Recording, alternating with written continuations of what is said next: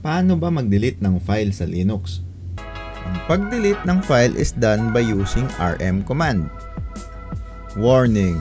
Ang paggamit ng rm ay permanente at madalas na pinagmumulan ng mga jokes sa internet. We use the command rm and then the file name. rm file 1. Kung gusto naman natin i-delete ang isang folder, we add the option -r para recursive.